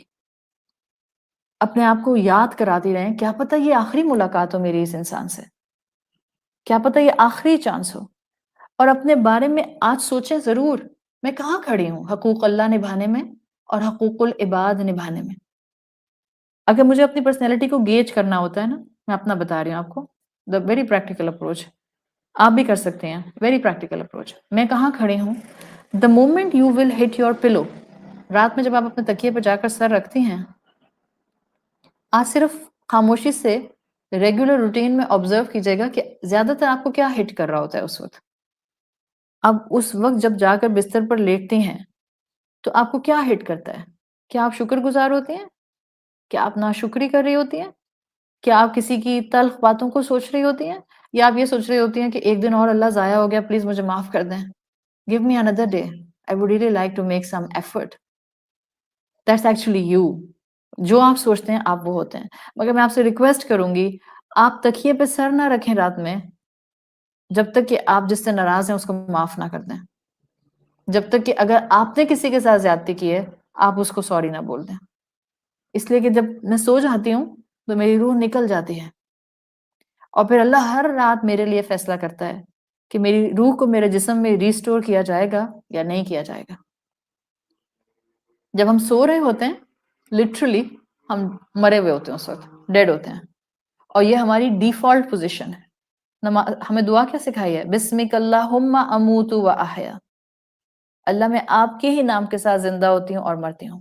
تو مومن ایسے سوتا ہے، اس کو پتا ہوتا ہے کل صبح شاید نہیں ہونی میری، شاید مجھے اللہ واپس نہ بھیجے اس دنیا میں. تو وہ لڑائیاں کر کے نہیں سوتا، جھگڑے کر کے نہیں سوتا، حقوق العباد میں ڈنڈیاں مار کے نہیں سوتا ہے، معافیاں مانگ کر سوتا ہے. اور زیادہ تر ہمارے جھگڑے ہماری فیملی کے ساتھ ہی ہوتے ہیں نا. تو کون سے دور جانا ہے آپ کو، کیوں ہو پتہ نہیں کہاں کے کوئی رشتہ دار ہیں ایکسٹینڈیڈ فیملی کے، پتہ نہیں کہاں رہتے ہیں، کس ملک کس کانٹیننٹ میں رہتے ہیں، کس شہر میں رہتے ہیں، آپ کے اپنے ہوتے ہیں. مانگ لیں معافی، کر لیں معاملہ سیٹل. وہ نہ معاف کریں، آپ معافی مانگ لیں. جو زیادہ کلوز ہوتے ہیں نا، یہ ہمارے گڑبڑ انہی کے ساتھ چل رہے ہوتے ہیں. ہیٹڈ آرگیومنٹس ہم اپنوں کے ساتھ کرتے ہیں، ورنہ جو ڈسٹنس پر لوگ ہوتے ہیں ان کے ساتھ تو ہم ڈیکورم مینٹین کرتے ہیں نا. دیکھیں اصول کیا ہے ہیٹڈ آرگیومنٹس کا، جن سے رابطے کم ہوتے ہیں ان سے ناراضگیوں کے موقع بھی کم ہوتے ہیں. جن سے رابطے زیادہ ہوتے ہیں ان سے ناراضگیوں کے چانسز بھی زیادہ ہوتے ہیں. اپنے گھر والوں سے، اپنے خاندان والوں سے کانسٹنٹ رابطہ ہوتا ہے ہمارا، تو وہاں پر ان کی باتیں جلدی جلدی بری بھی لگ رہی ہوتی ہیں، تو امتحان بھی وہی ہو رہا ہوتا ہے. اور یہ اپنوں کے ساتھ ہمارے امتحان زیادہ ہوتے ہیں. کب کہاں کیسے کس وقت کس کو کیا کہنا ہے اور کیسے ڈیل کرنا ہے، یہ بہت سخت امتحان ہوتا ہے. ہم پیچھے بھی کل کی کلاس میں کانسیپشل پنشمنٹس کی ڈسکشنز کر کے آئے ہیں نا. اللہ کے بندے پر آخرت میں سزاؤں کا آنا صرف انصاف پورا کرتے ہوئے ہوگا. وہ جس شخص نے اللہ کے دیگر بندوں کے حق مارے ہوں گے، تو اب ان حقوق کے مارنے کا تقاضا ہوگا منصف رب ٹھیک ٹھیک انصاف کر دے، مظلوم کو انصاف دے دے. اور اس دن کی سختی سے بچنے کے لیے ہی اللہ کے رسول صلی اللہ علیہ وسلم نے کہا اس دنیا میں تقوی اختیار کرو، حقوق العباد ادا کرو. تو آج سے اپنی فیملی کو ذرا سینسیبلی ڈیل کرنا شروع کر دیں، اور فیملی کے بارے میں ازمپشنز نہیں بنائیں کہ ٹھیک ہے میں کل ٹھیک کر لوں گی، پرسوں ٹھیک کر لوں گی، عید پر ٹھیک کر لوں گی. جس وقت آرگیومنٹ شروع ہو وہاں آپ اپنے آپ کو ایک بات بتانا شروع کر دیا کریں، اور وہ کیا کہ اب آپ کا جھگڑا سامنے والے سے نہیں ہے، چاہے سامنے شوہر کھڑا ہے، چاہے سامنے بھائی کھڑا ہے، چاہے سامنے بہن کھڑی ہے، چاہے سامنے ایکس وائی زیڈ کوئی کھڑا ہے. جس وقت ہیٹڈ ڈیبیٹ شروع ہو خود کو بتائیں میرا جھگڑا اس سے نہیں ہے. کس سے ہے؟ فوراً کہتے ہیں شیطان سے. نہیں، شیطان سے بھی نہیں ہے. آپ کا جھگڑا آپ کے نفس سے ہے، جس کو آپ ٹیم کرنا چاہ رہے ہیں، جس کو آپ تقوی سکھانا چاہ رہے ہیں، جس کو آپ آخرت میں اس مقام پر جو بچوں کو بوڑھا کر دے گا وہاں پر اس کو سزاؤں سے بچانا چاہ رہے ہیں. جب کسی سے جھگڑا ہو، رسول اللہ صلی اللہ علیہ وسلم کی نصیحت پر عمل کرتے ہوئے اپنے آپ کو بتانا شروع کر دیں، میرا جھگڑا اس سے نہیں ہے، میرا جھگڑا اپنے نفس سے ہے، اس لیے کہ میں نے آخرت میں اپنے نفس کو نفس مطمئنہ کی کیٹیگری میں لے کر جانا ہے، میں نے خود کو کنٹرول کرنا ہے، مجھے خود کو آخرت کی لمبے دن کی تکلیف سے بچانا ہے۔ یہ ہے نصیحت نمبر 2 جس میں آپ حقوق العباد نبھاتے ہیں۔ سو آپ کی زندگی کا حقوق اللہ کا چیپٹر پہلے ویسل میں آ گیا، نماز میں نے آپ کو بتا دی پریکٹیکل گراؤنڈ پہ۔ حقوق العباد ایک بڑا ہیوج ٹاپک ہے، میں نے اسپیسیفکلی فیملی پر فوکس کرا کے کہہ دیا کہ آپ کسی بھی انسان کو کوئی ایسی بات نہ کہیں جس پہ کل آپ کو اپولوجائز کرنا پڑے، اور اگر نکل جائے منہ سے تو اپولوجائز کر لیں۔ تھرڈ نصیحت جو آپ صلی اللہ علیہ وسلم نے کی تھی، وَأَجْمِعْ إِلْيَاسَ مِمَّا فِي أَيْدِي النَّاسِ، جو آپ صلی اللہ علیہ وسلم نے کہا تھا کہ دوسروں کی نعمتوں پر آنکھیں لمبی نہیں کرو، جو دوسروں کی نعمتیں ہیں اس پر نگاہ نہیں ڈالو۔ یا اسن جو آتا ہے عربی زبان میں، یا حمزہ سین، یہ نیگیٹو کونوٹیشن ہے عربی زبان کی، یہ ڈسپیئر کی طرف انسان کو لے کر جاتا ہے، نا امیدی، مایوسی اسی سے بنا ہے، اور مایوسی یا نا امیدی کبھی بھی ہیلدی نہیں ہو سکتی ہے۔ جس انسان میں مایوسی آ جاتی ہے، اور آپ صلی اللہ علیہ وسلم کے آپ الفاظ دیکھیں، وَأَجْمِعْ إِلْيَاسَ مِمَّا فِي أَيْدِي النَّاسِ، جو لوگوں کے ہاتھوں میں ہے نا، یعنی جو ان کی نعمتیں ہیں، وہ تم کو مایوس نہ کر دیں، وہ تم کو نا امید نہ کر دیں، وہ تم کو ڈسپیئر کا شکار نہ کر دیں۔ اس لیے کہ جہاں ڈسپیئر آتا ہے وہاں انسان کی گروتھ رک جاتی ہے، جہاں ڈسپیئر آتا ہے، محرومی آتی ہے، وہیں اللہ کی رحمت سے انسان محروم ہو جاتا ہے، اور اللہ یہ نہیں چاہتا۔ تو میری زندگی کے 2 حقوق کے ایسپیکٹ کے ساتھ تیسری پوری زندگی کا سرکل اس کیٹیگری کے اندر موجود ہے۔ انسان اپنی نعمتوں پر نگاہ رکھے، اللہ رب العزت یہ چاہتا ہے، چاہے وہ نعمتیں آپ کی ورلڈلی نعمتیں ہیں یا وہ آپ کی ریلیجیس نعمتیں ہیں۔ کس آپ کی کزن، بہن، دوست کو کتنے کورسز کرنے کا موقع مل رہا ہے جسٹ بیکاز اس کے گھر والے بہت کوآپریٹو ہیں، اس میں بھی مایوسی لانے کی ضرورت نہیں ہے۔ میں تو کئی مرتبہ اس بات کے اوپر آپ کو تسلی اور دلاسے دے چکی ہوں، پھر بھی کبھی کبھی آپ بہنوں کا میسج آتا ہے تو مجھے سمجھ نہیں آتی ہے کہ if you are my student and if you are listening me from like quite few years، آپ کو یہ بات اب تک سمجھ کیوں نہیں آئی ہے؟ کیوں نا امید ہوتے ہیں کہ مجھے پڑھنے کا موقع نہیں مل رہا ہے، میں کورس نہیں کر پا رہی ہوں، میں ایڈمیشن نہیں لے پا رہی ہوں، میں مدرسے نہیں جا پا رہی ہوں۔ What's the point? There is no point of despair in it۔ کیا مقصد ہے علم حاصل کرنے کا؟ کوئی ماتھے پہ لیبل لگانا ہے کہ آپ نے تعمیر سے پڑھا ہوا ہے، یا آپ نے فلاں مدرسے سے پڑھا ہوا ہے، یا آپ نے فلاں مدرسے سے پڑھا ہوا ہے۔ کرنا کیا ہے؟ پڑھتے کیوں ہیں؟ یہاں بھی کیوں بیٹھے ہوئے ہیں؟ یہاں وقت کیوں لگا رہے ہیں؟ کیوں بیٹھ کر آپ اس وقت میرے ساتھ جو ہیں وہ باتوں کو سن رہے ہیں؟ نہ مجھے راضی کرنا مقصد ہے، نہ ایک دوسرے کو یہاں راضی کرنا مقصد ہے۔ جس کی بات سننا چاہ رہے ہیں اس کی بات سن رہے ہیں، تو اس کی بات سننے کے لیے آرگنائزیشن اور انسٹیٹیوشنز اور لیبلز اور اسپیسیفک ٹیچر تھوڑی ریکوائرڈ ہوتا ہے۔ اس کی بات سننے کے لیے فون پر جو اچھی بات سننے کو مل جائے سن لیجئے، جو میڈیمز اویلیبل ہیں گھر میں رہتے ہوئے ان کو اویل کیجئے، مگر ڈسپیئر کا شکار نہیں ہونا۔ دنیا کی نعمتیں ہوں کسی کی یا کسی کی ریلیجس نعمتیں ہوں، اس میں آپ میں محرومی نہ آئے۔ دا مومنٹ آپ میں مایوسی اور محرومی آئے گی، آپ کی گروتھ رک جائے گی، آپ خود کو اندھیروں میں محسوس کریں گے، آپ اپنے آپ کو ذہنی طور پر تباہ کر لیں گے، آپ کے اندر لونلینس آ جائے گی، آپ کے اندر سے ہمت کا ایلیمنٹ کم سے کم ڈرپ کرتے کرتے ختم ہونا شروع ہو جائے گا، اور پھر اس پورے کی بعد، اس پوری کیفیت کے بعد کیا پرسنالٹی بنے گی آپ کی؟ ناشکرا انسان، ناشکری جو ہے وہ نظر ہی نہیں آتا یا کافی ہی نہیں لگتا، اور جو نہیں ہے سارا دھیان اس کے اوپر ہے۔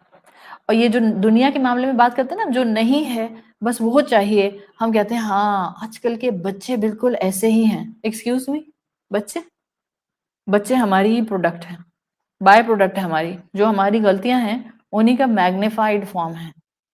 ایڈلٹس بھی ایسے ہی ہیں، ہم بھی ناشکرے ہیں، ساری زندگی ہم ناشکری میں گزار دیتے ہیں، اور ہم ان نعمتوں کا حق ادا نہیں کر پاتے جو اللہ نے ہمیں عطا کی ہوتی ہیں۔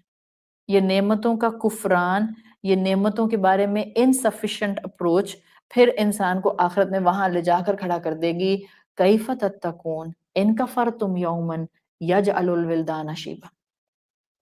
نہ اپنوں کے شکر گزار، نہ نعمتوں کے شکر گزار، نہ رب کے شکر گزار، نہ وقت اور صحت کے شکر گزار، nothing like it.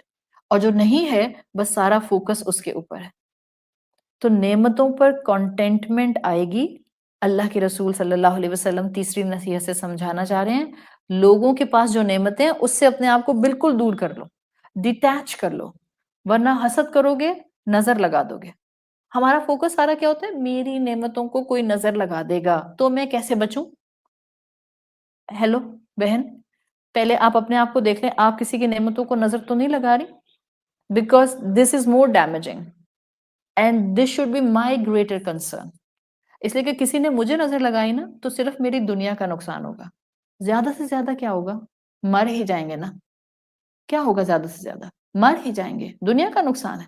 اگر کسی نے مجھے نظر لگا دی میری نعمتوں کی وجہ سے تو کیا ہوگا؟ صرف اور صرف دنیا کا نقصان. لیکن اگر میں نے کسی کی نعمتوں کو دیکھ کر حسد کر کے نظر لگا دی، اب کیا ہوگا؟ میری تو دنیا بھی جائے گی، حاسد کی دنیا بھی جاتی ہے، اور پھر اس کا آخرت کا معاملہ بھی جاتا ہے. اس لیے کہ اس نے اپنی آخرت تباہ کر لی، اب وہ کانسیکوینسز فیس کرے گا. تو فوکس کریں اس بات پر کہ جو نعمتیں آپ کو دی ہیں اس پر نظر رکھیں، لوگوں کی نعمتوں پر نظر نہ رکھیں. سچ اے پروفاؤنڈ نصیحت جو رسول اللہ نے کی ہے. ایسا انسان جو دوسروں کی نعمتوں کو دیکھتا رہتا ہے، اس کا شوہر اچھا، اس کے بچے اچھے، اس کا گھر اچھا، اس کی گاڑی اچھی، اس کی گفتگو کا انداز اچھا، اس کی نعمتیں اچھی، اس کے کپڑے اچھے، اس کا اٹھنا بیٹھنا اچھا، and the list is on going. اور ایسے انسان کو پھر آپ ذہنی مریض نہیں کہیں گے تو کیا کہیں گے؟ پھر ہم کہتے ہیں کہ پتہ نہیں میں الجھی کیوں رہتی ہوں، ڈسٹربڈ کیوں رہتی ہوں. بیکاز آپ نے اپنا دھیان وہاں لگا لیا ہے جس کی کوئی آپ کی زندگی میں ویلیو نہیں تھی. اور جہاں آپ کو فوکس کرنا تھا، جو کام آپ کے رب نے آپ کے حوالے کیے تھے، وہاں آپ کا ذہن ہی نہیں جا رہا because you are already too much occupied with the materialistic approach. آخرت کی تیاری کرنا انسان بھول جاتا ہے، اس لیے کہ اپنی ناشکری کی دلدل میں دھنس رہا ہوتا ہے. یہ جو ہم دنیا میں اتنا سٹریسڈ آؤٹ ہوتے ہیں نا، اس کا نقصان صرف ہماری شخصیت پہ نہیں آتا ہے کہ ہم دبے دبے گھٹے گھٹے روتے ہوئے اداس چہروں کے ساتھ رہتے ہیں. ڈیفینیٹلی پھر اس کا اگلا اثر ہماری نمازوں پر آتا ہے، حقوق اللہ. ڈیفینیٹلی اس کا اگلا اثر حقوق العباد پر آتا ہے، انسانوں سے معاملات پر. تو اب جو ابھی میں نے تھوڑی دیر پہلے بات کہی تھی نا، جب رات میں بستر پہ تکیے کو ہٹ کریں تو دیکھیں آپ کے ذہن میں کیا خیالات ہوتے ہیں آپ سے. آپ کو پتہ چل جائے گا آپ کیسی انسان ہیں. حقوق اللہ، حقوق العباد نبھانے والی شکر گزار، یا ناشکری اور نہ حقوق العباد نبھائے جاتے ہیں اور نہ حقوق اللہ نبھائے جاتے ہیں. آخری 10 منٹ مجھے جس چیز پر جگا کر رکھتے ہیں وہ میری اصل پرسنالٹی ہوتی ہے. کیا میں اللہ کی شکر گزار بن کے اللہ سے دعا کرتی ہوں کہ اللہ آج اچھا دن نہیں تھا، کل ایک اور اچھا چانس دے دیں، بہت اچھا دن گزاروں گی. کیا میرا فوکس صرف یہ ہو جاتا ہے پتہ نہیں آج دنیا میں مجھے کیا ملا اور کیا نہیں ملا؟ پسند کی یونیورسٹی میں ایڈمیشن نہیں مل رہا تو اب تکیے میں سر دے کے روئے جا رہے ہیں. پسند کی جگہ پر شادی نہیں ہو رہی ہے تو اب تکیے میں سر دے کے روئے جا رہے ہیں. پسند کی جاب نہیں مل رہی ہے تو اب سخت ذہن جو ہے وہ ڈسٹرب ہوا ہوا ہے. جہاں بزنس ڈیل کرنا چاہ رہے تھے وہ کلائنٹ کرنے کو تیار نہیں ہوا، اب سخت فرسٹریشن کا شکار ہے. یہ رات کے خیالات جو آپ کو آتے ہیں نا، یہ آپ کی پرسنالٹی شیپ کرتے ہیں. آپ پڑھ لیں اٹھا کے صحابہ کی بایوگرافیز، رات سونے سے پہلے اپنا محاسبہ کیا کرتے تھے. اور محاسبے میں یہ نہیں کرتے تھے کہ اچھا یہ والا سوٹ تو خریدا نہیں تھا تو کل یہ والا سوٹ جا کر خرید لوں گی. جی نہیں، ان کا محاسبہ ہوتا تھا کتنی شکر گزاری کی، کتنا تقویٰ گیدر کیا، کتنا اپنے رب کے ساتھ معاملے کو میں نے اتنا پروفاؤنڈ کر لیا کہ میری قیامت کے دن جو ہے وہ پکڑ نہ ہو سکے. یہ ہیں وہ چیزیں. اور اسی ایکسپلینیشن سے میری آخری ایکسپلینیشن اٹیچ ہے. اس آخری ایکسپلینیشن پر جانے سے پہلے اس چیز کو سمجھ جائیں، یہ 3 نصیحتیں رسول اللہ صلی اللہ علیہ وسلم کی ہیں جس میں آپ نے ہمیں پوری زندگی کو انسرکل کرتے ہوئے یہاں دنیا میں تقوی ایڈاپٹ کرنے کا طریقہ سکھا دیا ہے. اس لیے کہ قیامت کے سخت دن میں ہم تقوی ایڈاپٹ نہیں کر سکیں گے. تو بہتر ہے کہ دنیا کی زندگی میں حقوق ادا کریں، شکر گزاری، قناعت ایڈاپٹ کریں اور تقوی کے گراؤنڈز پر آ جائیں. دنیا کی سٹرگل جو ہے نا وہ آخرت کی دن کی سخت مشقتوں سے ہمیں بچا لیں گی. ہاں یہاں مشقت ہے، بالکل ہے. کاموں کو چھوڑ کر جب ہم نماز کے لیے جاتے ہیں، جب کوئی اٹھ نہیں رہا ہوتا خاندان میں سے اور آس پاس میں سے اور دوستوں میں سے، آپ اٹھتے ہیں. مشقت تو ہے، اسٹرگل تو ہے، بٹ یہ اسٹرگل آخرت کی اسٹرگل کے مقابلے میں، یجعل الولدان شیبہ کے مقابلے میں اٹس نتھنگ. وہ شاعر نے کہا ہے نا، مشقت کی ذلت جنہوں نے اٹھا لی، اللہ کے راستے پر چلتے ہوئے جنہوں نے تھوڑا سا اسٹرگل کر لیا. آپ میں سے وہ بہنیں جو کہ حجاب پہنتی ہیں، نقاب لگاتی ہیں، گرمی آتی ہے نا، کیا آپ کو گرمی نہیں لگتی؟ یا باقیوں کو دیکھ کر آپ کو دیکھ کر لگتا ہے کہ ان کو عادت ہے، ان کو گرمی نہیں لگتی؟ کیوں نہیں لگتی گرمی؟ لیکن یاد رکھیں یہ مشقت کس کے لیے ہے؟ میرا سر ڈھانپنے سے لے کر جسم ڈھانپنے تک، اور اس کے بعد میرا سر سے پاؤں تک اپنے آپ کو کور کرنے تک کا جو عمل ہے، کس کے لیے ہے؟ کسی انسان کے لیے نہیں ہے. کس کے لیے مشقت ہو رہی ہے یہ والی؟ اللہ رب العزت کی محبت میں ہو رہی ہے. اور خاص طور پر جب اوپینینز موجود ہیں کہ آپ چہرہ کھولنا چاہتے ہیں تو کھول لیں، but even then you are covering yourself. So you should have the clarity کس کی محبت میں قدم اٹھایا ہے. جس کے لیے اتنی اسٹرگلز کریں گے، بھلا اس کو آپ پر پیار نہیں آئے گا؟ وہ دن جو بچوں کو بوڑھا کر دے گا، اس دن وہ آپ کو پریشان ہونے دے گا؟ کبھی نہیں سوچا آپ نے؟ کیسے ہو سکتا ہے آپ تھکیں اس کے لیے اور وہ آپ کے لیے مہمان نوازی کے سامان نہ کرے؟ ایسا تو ہو نہیں سکتا. آپ کی دوست آپ کے لیے جان نچھاور کر دے، آپ ڈبل جان نچھاور کرتے ہیں اس کے لیے. آپ کے بچے آپ کی خدمت کے اوپر رات بھر کھڑے رہیں، آپ زندگی بھر تک ان کے احسان کو نہیں بھولتے ہیں. وہ اللہ رب العزت ہے، وہ قدردان ہے، وہ الشکور ہے. تو شاعر نے کہا ہے، مشقت کی ذلت جنہوں نے اٹھا لی، جہاں میں ملی انہیں آخر بڑائی. جس نے دنیا میں مشقت اٹھائی اللہ کی وجہ سے، اللہ اس کو دنیا میں بھی سرخرو کرتا ہے، آخرت میں بھی سرخرو کرتا ہے. اور اللہ کے رسول صلی اللہ علیہ وسلم اور ان کے ساتھیوں کو آپ دیکھ لیں، چلتی پھرتی تصویر ہیں اس بڑائی کی. اپنوں کے ہاتھوں ظلم برداشت کیے، اپنوں کے ہاتھوں تکلیفیں اٹھائیں، اسلام پر عمل کرنے کی مشقتیں اٹھائیں. کیا اللہ نے ان کو اس دنیا میں بھی سرخرو کیا؟ اور کیا اللہ آخرت میں ان کو انعام دے گا؟ رضی اللہ عنہم ورضوا عنہ. سورۃ المزمل میں اس مقام پر یہ آیت لاگے جہاں ہمارا عقیدہ آخرت درست کیا ہے، وہاں آپ سوچیں وحی کے آغاز میں ہی مسلمانوں کو سوچنے کا اتنا بڑا ہورائزن دے دیا ہے تاکہ مسلمان ساتھ ساتھ اپنی اصلاح کرتے رہیں. ورنہ آپ مسلمانوں سے ہٹ جائیں، قرآن پڑھنے والے مسلمانوں سے ہٹ جائیں، جنرلی انسان کیا کرتے ہیں؟ وہ دنیا کی زندگی کوئی کل سمجھتے ہیں. ان کے لیے دنیا کی زندگی ایبسلیوٹ ہے. ان کو لگتا ہے دنیا کی زندگی جیسے کبھی ختم ہی نہیں ہوگی. وہ اس زندگی سے آگے موو نہیں کر پاتے. جبکہ آپ قرآن سے جڑ جائیں، قرآن آپ کو اس دنیا سے آگے کی ایک زندگی دکھاتا ہے. اسی زندگی کے دروازے سے آپ کو باہر نکل کر ایک کائنات کو ایکسپلور کرنا سکھاتا ہے. یہ بالکل ایسے ہے جیسے جس کا جتنا ایکسپوجر ہوتا ہے دنیا میں، وہ اتنی بات کر سکتا ہے اور اتنی بات سوچ سکتا ہے. آپ نے زندگی میں دریا کو صرف خاموشی سے بہتے ہوئے دیکھا ہے. اور میں آپ سے کہوں کہ can you please define a river, can you please define a دریا؟ تو آپ کہیں گی ایک پانی کی واٹر باڈی جو بہت پرسکون انداز میں بہتی جاتی ہے اور اس میں کوئی شور، آواز، ہنگامہ، ہلجل، ہلچل کچھ نہیں ہوتی. This is your depiction in defining a river. لیکن آپ کا ایکسپوجر دریا کو دیکھنے کا صرف اتنا تھا.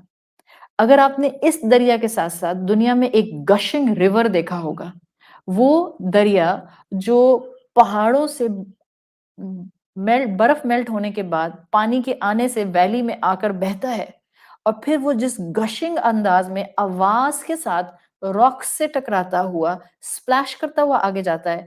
اب جب آپ دریا کو ڈیفائن کریں گی، your definition will be completely different. So there are two people. One who is completely disconnected from the Quran اور اس کے لیے صرف دنیا، صرف دنیا اور صرف دنیا ہے. He can only see through the lens of the دنیا. That's it. دوسری طرف وہ انسان ہے جو قرآن سے جڑا ہوا ہے. قرآن اس کو اس دنیا کے آگے کی دنیا دکھاتا ہے. سورۃ مزمل کی آیت نمبر 17 دنیا سے آگے کی دنیا دکھا رہی ہے، یوم القیامہ کے دن کو دکھا رہی ہے، اس دن کی سختی کو دکھا رہی ہے، اس دن کی طوالت کو، اس کی لمبے ہونے کو دکھا رہی ہے، یوم الحشر کی لینتھ کو بتا رہی ہے۔ اب جب یوم الحشر کی لینتھ 50,000 سال کے برابر ہے تو مجھے اس دنیا کی لینتھ کیا لگے گی؟ ایک چھوٹا سا سپین، کیا کہیں گے وہاں مر کر اٹھنے والے؟ شاید ہم ایک دن رہے تھے یا دن کا کچھ حصہ۔ لیکن یہ تصویر صرف ان کو نظر آئے گی جن کا ایکسپوجر قرآن نے بڑھا دیا ہے، ورنہ اگر نگاہیں صرف دنیا پر ہوں گی تو ون ٹریک مائنڈ ہوگا نا، کنسٹرکٹڈ ویژن، ٹنل ویژن۔ زیادہ تر انسان اسی ٹنل ویژن کے ہوتے ہیں۔ قرآن دائرہ بلند کر رہا ہے اس سوچ کا، اور سورۃ مزمل کی آیت نمبر 17 اس ایکسپلینیشن کے ساتھ بہترین ہے، بہترین ہے۔ So my final explanation, I am sorry تھوڑا سا ٹائم میں نے زیادہ لے لیا، بٹ الحمدللہ اب تو آپ نے پورا رمضان آلموسٹ میرے ساتھ ایسے گزار لیا۔ Final explanation, my final explanation is مراحل فی الوجود، اور یو کین سے مراحل فی الحیات الوجودی، انسان کی زندگی کے ایگزسٹنس کے سٹیجز آف آر ایگزسٹنس۔ امام ابن القیم الجوزی کی کتاب سے یہ میں آپ کے سامنے رکھ رہی ہوں۔ انہوں نے انسان کی زندگی کو 4 فیزز میں یا سٹیجز میں ڈیوائڈ کیا ہے۔ وہ کہتے ہیں human existence is actually based on 4 levels, اور ان 4 لیولز کو وہ سورۃ الانشقاق کی آیت نمبر 6 سے شروع کرتے ہیں۔ یا ایھا الانسان انک کادح الی ربک کدحا فملاقی، اے انسان، اے مسلمان نہیں کہا، اے انسان تم اپنے رب کی طرف ملاقات کے لیے دوڑے چلے جا رہے ہو، دوڑے چلے جا رہے ہو۔ دیر از اے فلو جس کے راستے میں کچھ نہیں ہے۔ امام ابن القیم لکھتے ہیں انسان اپنی ایگزسٹنس کے 4 فیزز کور کرتا ہے اور فائنلی اپنے رب کے سامنے ملاقات کے لیے کھڑا ہو جاتا ہے، 4 فیزز کور کرتا ہوا۔ پہلا فیز وہ کہتے ہیں رحم امی، میری ماں کا رحم، ووم آف مائی مدر۔ انسان کی ایگزسٹنس کا انہوں نے پہلا سٹیج جو ڈیفائن کیا ہے، وہ کہتے ہیں وہ جگہ جہاں سب سے پہلے انسان اس دنیا میں آتا ہے وہ ماں کا ووم ہوتا ہے، اس کا یوٹرس ہوتا ہے، اس کا رحم ہوتا ہے، جہاں بچہ ہارڈلی موو کر سکتا ہے۔ اب اس بچے کے لیے وہ ووم ساری دنیا ہوتا ہے، اس کے لیے بس یہی جو ایک ووم کی اس کی سرکمفرنس ہوتا ہے نا، بس اس بچے کے لیے کمپلیٹلی وہی دنیا ہے۔ بچے کا سارا فوکس صرف ماں کا وہ ووم ہوتا ہے۔ دس از اسٹیج نمبر 1۔ پھر اللہ تعالیٰ اس کو اسٹیج نمبر 2 میں لے کر آتا ہے، الحیات الدنیا کا اسٹیج، دنیا کی زندگی۔ یہاں انسان آتا ہے تو ماں کے ووم سے نکل کر جیسے جیسے شعور ملنا شروع ہوتا ہے، اس کا ریسٹرکشن والا مائنڈ پیچھے رہتا جاتا ہے، اور اس کو ماں کا ووم جو ہے وہ ریسٹرکٹڈ اور انسگنیفیکنٹ لگتا ہے اس دنیا کے فیز کے مقابلے میں، اس لیے کہ دنیا کی رنگینی ہے، دنیا کی وسعت ہے۔ جیسے imagine the first phase was the womb and the second stage is this earth، اور انسان کو پھر یہاں کی رنگینیاں نظر آتی ہیں، واسٹنس نظر آتی ہے، اور انسان نظر آتے ہیں، گھلنا ملنا نظر آتا ہے، اور پھر انسان اسی کے اندر کہتا ہے کہ okay this is life, it has such a big horizon. لیکن انسان تو قدحن فملاقی کی سٹیج میں ہے، رکتا تھوڑی ہے یہاں پر بھی، ایگزسٹنس تو آگے بڑھتی جاتی ہے، آگے بڑھتا ہے۔ 3rd سٹیج آتا ہے بعد الموت، زندگی میں موت آ جاتی ہے۔ موت کے بعد کی اگلی زندگی قبر، عالم برزخ۔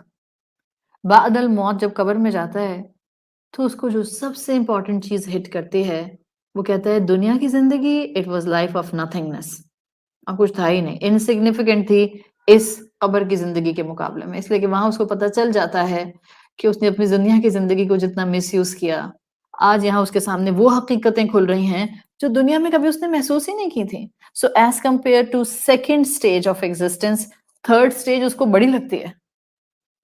دین کمز the 4th سٹیج البعث، جب سور پھونکا جاتا ہے اور قبر سے اٹھا کر نکالا جاتا ہے، اللہ حساب کے لیے کھڑا کر دیتا ہے۔ And now this phase is the unending phase، امام ابن القیم لکھتے ہیں۔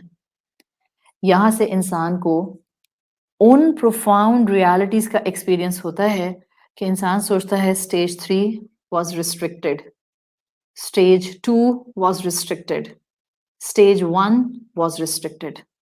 یہ وہ profound reality ہے fourth stage جس میں اب میرا رب مجھے لے آیا ہے.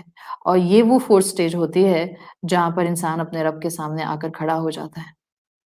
مجھے ہمیشہ جب یہ میں امام القیم کی 4 ایگزسٹنس پڑھتی ہوں مجھے ہمیشہ میتھمیٹیکل سمبل یاد آتا ہے. میتھمیٹکس میں آپ نے وہ لیس دین کا سمبل کیا ہوگا نا, جس کو لیفٹ پوائنٹنگ اینگل سے بتاتے ہیں. لیس دین اینڈ مور دین کا اینگل آتا ہے.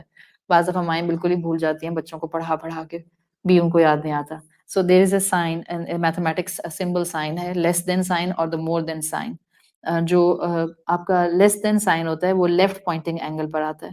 تو اگر آپ اس کو بنانا چاہیں نا لیس دین سائن کے ساتھ, سو فرسٹ اسٹیج از رحم امی از لیس دین الحیات الدنیا, then less than بعد الموت, then less than البعث. بٹ فائنلی ان 4 اسٹیجز سے گزار کر اللہ تعالیٰ اپنے بندے کو اپنے سامنے لے آتا ہے. اور اس اپنے سامنے لانے کا مقصد کیا ہوتا ہے؟ تاکہ انسان اس جگہ پر آ کر اپنی زندگی کو پیچھے مڑ کر دیکھے تو اس کو احساس ہو جائے کہ اب آگے جو اس کو ملنے والا ہے وہ اس پچھلی زندگی کی بیسس پر ہی ملنے والا ہے. الفدیل رحمہ اللہ آتے ہیں کلاسیکل اسکالرز میں, انہوں نے اپنے شاگرد سے ایک دفعہ پوچھا کتنی عمر بتالی کم عطا علیہ کا, کتنی زندگی گزر گئی؟ تو ان کے شاگرد نے کہا کہ 60 ایئرس. تو فدیل نے اپنے شاگرد سے کہا بس اپنے رب سے ملنے کی تیاری کرو. شاگرد کو اچھا نہیں لگا, تو شاگرد نے کہا کہ انا للہ و انا الیہ راجعون, آپ تو میرے مرنے کی تمنا کر رہے ہیں. تو استاد فدیل جو تھے انہوں نے کہا نہیں, تمہیں کہنے کا مطلب یہ ہے کہ تم نے اپنی نعمتوں کو 60 سال بڑا انجوائے کر لیا ہے. Now it's a high time کہ تم جس کی پراپرٹی ہو اب تم اس کے سامنے جا کر کھڑے ہوگے, وہ سوال کرے گا, تو اب ذرا پروفاؤنڈ وزڈم کو فالو کرتے ہوئے اپنے وقت پر اپنے رب پر وقت لگاؤ. وہ تم سے اپنی پراپرٹی کا سوال کرے گا. تو شاگرد نے پوچھا کہ اچھا بتائیے پھر میں کیا کروں؟ انہوں نے کہا اب جس وقت احساس ہو جائے fix what is left, you will be forgiven from what you have missed. جس وقت احساس ہو جائے, میں نے آخرت کی تیاری کل تک نہیں کی تھی, آپ اور میں کلاس میں بیٹھے تھے اس وقت 11:45 ہو رہے تھے, اگر میں نے 11:30 تک کل کی تیاری اور آخرت کی تیاری نہیں کی تھی, حقوق اللہ میں ڈنڈی مار رہی تھی, حقوق العباد میں ڈنڈی مار رہی تھی, اپنی ناشکری کے اینگل کو نہیں چھوڑ رہی تھی, اب چھوڑ دیں. there is never too late. the moment آپ کو اور مجھے احساس ہو جائے کہ زندگی میں کمی ہے, زندگی ناشکری پر ہے, آپ اسی وقت اپنی کل کی تیاری شروع کر دیں. اور یہ کل کی تیاری از کیپٹل ٹی ٹمورو. وہ سورت حشر کے مطابق جہاں آتا ہے نا اتقوا اللہ ولتنظر نفس ما قدمت لغد, اور اگلی آیت میں آتا ہے واتقوا اللہ ان اللہ خبیر بما تعملون. اللہ سے تقویٰ ہے کیا؟ Be mindful of Allah, be mindful of Allah, be mindful of Allah. اور فاسٹ فارورڈ کریں اپنے آپ کو, یہ تقویٰ آپ کی زندگی میں کرتی کیوں ہیں؟ وہ دن جو بچوں کو بوڑھا کر دے گا, مجھے اس دن تقویٰ چاہیے. مجھے اس دن اپنے رب کے سامنے کھڑے ہو کر شرمندہ نہیں ہونا. میرا حقوق اللہ کا ویسل, میرا حقوق العباد کا ویسل, میرا شکر گزاری کا ویسل بڑھا رہے, بھرا رہے, اپنے پورے ایگزسٹنس کے ساتھ اپنے رب کی رحمت کو دعوت دیتا رہے. 2 مرتبہ آیا ہے سورہ حشر میں اتقوا اللہ, تاکہ آپ اور میں یاد رکھیں کیا بھیج رہے ہیں آگے قیامت کے لیے. where we are heading. اپنے گناہوں کے باوجود آپ میں اور مجھ میں ریمورس, ریگریٹ نہیں آنا چاہیے, نا امیدی نہیں آنی چاہیے. اس پر فوکس کریں جو آپ پر ہے, اور اسی پر شکر کرتے ہوئے تزکیہ کریں اور خشیت رب ڈیویلپ کریں. جتنا خشیت رب ڈیویلپ ہوگا آپ دیکھیں آپ اللہ کی طرف دوڑیں گی. جو زندگی میں اللہ کی فرما برداری میں تھک رہے ہوتے ہیں, تھک رہے ہوتے ہیں. اتنی پیاری ایک بات, ایک تابعی اسکالر آتے ہیں, میرا خیال ہے if I am not wrong, نام مجھے ان کا یاد آ رہا ہے مگر مجھے ایگزیکٹلی ان کی جنریشن یاد نہیں آ رہی. سلف ابن دینار آتا ہے, ابو حازم کے نام سے مشہور تھے, اور وہ اتنی پیاری انالوجی دیتے تھے. وہ کہتے تھے مومن کے لیے موت کا دروازہ, یا مومن کے لیے قیامت کا موقع, یا مومن کے لیے روز محشر کا وقت از لائک کہ جیسے وہ ایک رن اوے سلیو ہے. رن اوے کس سے؟ وہ دنیا میں چینڈ تھا. وہ جو اللہ کے رسول کی حدیث کا مفہوم نہیں آتا, کن فی الدنیا کا انکا غریب او عابر سبیل, اس دنیا سے ایسے گزرو کہ جیسے تم جو ہو بس وہ راستہ گزرنے والے مسافر ہو. یہاں اسٹرینجر ہو. مومن کے لیے دنیا قید خانہ ہوتی ہے. وہ جو یہاں اللہ کے راستے پہ تھک رہا ہے، وہ جو یہاں اللہ کے راستے میں دن رات ایک کر رہا ہے، وہ جو اللہ کے راستے میں اپنی عبادات کو کہیں مس نہیں کرتا بلکہ بیئر منیمم سے اوپر اٹھا رہا ہے، وہ جو انسانوں کے حقوق ادا کرتے میں تھک رہا ہے. آسان تو نہیں ہوتا نا. اعلیٰ ظرفی کا مظاہرہ کرنا، اعلیٰ اخلاق اڈاپٹ کرنا، اپنا حق چھوڑ دینا، پھر اس اپنے حق کو چھوڑ دینے کے بعد دنیا کی آزمائشوں کو فیس کرنا. آپ کا حق تھا، آپ کے بھائی بہن نے آپ کو نہیں دیا، وراثت کا حق تھا. It's a daily matter question, daily matter query of every third to fourth house. This is happening in Pakistan خاص طور پہ. مجھے باقی دنیا کا اتنا نہیں پتا ہے, but this is happening brutal way میں پاکستان کے اندر. ہر تیسرے سے چوتھا گھر وراثت کا حق مار کر بیٹھا ہے کسی نہ کسی کا. اتنا بروٹل. جس کا مار لیا وہ مظلوم ہے، وہ مظلوم آگے بڑھ کر معاف کر دیتا ہے اس لیے کہ اس نے حدیث سن لی. اس نے کہا میرے اللہ کے رسول نے کہا جس نے حق پر ہوتے ہوئے جھگڑا چھوڑ دیا میں اس کو جنت کے درمیان میں گھر دلانے کی گارنٹی دیتا ہوں. اعلیٰ ظرفی کا مظاہرہ تو کیا بٹ آسان تو نہیں ہے نا. اب مشکل تو آئے گی اس پر، مشقت تو اٹھائے گا. تو جو اللہ کے راستے کی مشقت اٹھائے گا اللہ کو اس پر پیار نہیں آئے گا. تو سلف ابن دینار ابو حازم کہتے ہیں کہ یہ انسان جس نے زندگی میں اللہ کی فرما برداری کو اپنی زندگی کا ایک بریدنگ پیٹرن بنا لیا تھا، وہ چاہتا تھا اس کو سانس نہ آئے اگر وہ اللہ کا ذکر نہ کرے. جب اس کو یوم محشر میں کھڑا کیا جائے گا he will be desperate to meet اللہ سبحانہ و تعالیٰ. اس کا تو سارا فوکس یہ ہوگا کہ بس مجھے اللہ نظر آئے اور میں اس کی طرف دوڑ جاؤں. فَفِرُّوا إِلَى اللَّهِ کی تصویر وہ روز محشر بنے گا. اس پر یجعل الولدان شیبا نہیں اثر کرنے والا، اس لیے کہ اس کو اللہ کے وعدوں پر یقین تھا. کیوں تھا اللہ کے وعدوں پر یقین؟ وہ زندگی میں قرآن کے سامنے بیٹھتا تھا، وہ قرآن کو انٹرنلائز کرتا تھا، وہ قرآن کو محسوس کرتا تھا. قرآن اس کی زبان سے نہیں، قرآن اس کے قلب سے ادا ہوتا تھا. قرآن اس کے کانوں سے نہیں، قرآن اس کے قلب میں ایبزارب ہوتا تھا. یہ اس کی کیفیت تھی. اللہ سے محبت کرتا تھا. مانگے اللہ سے اللہ کی محبت. جن کو اللہ کی محبت مل جاتی ہے وہ دنیا اور آخرت میں سرخرو ہوتے ہیں. جن کو اللہ کی محبت مل جاتی ہے وہ آخرت کی آزمائشوں سے بچا لیے جاتے ہیں. جن کو اللہ کی محبت نصیب ہو جاتی ہے وہ آخرت کی سختیوں سے محفوظ رکھے جاتے ہیں.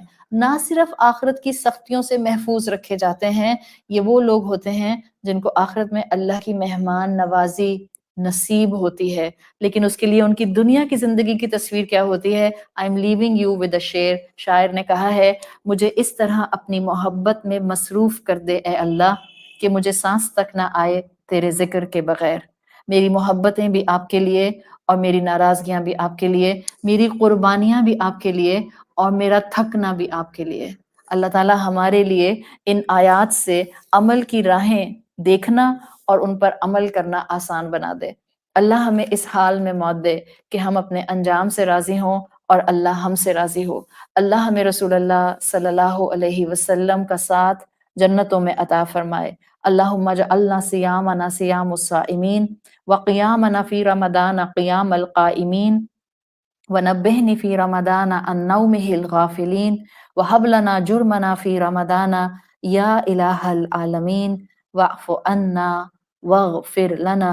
اللہم انکا عفوا کریما تحب العفو فاعف عنا یا عافیا عن المجرمین.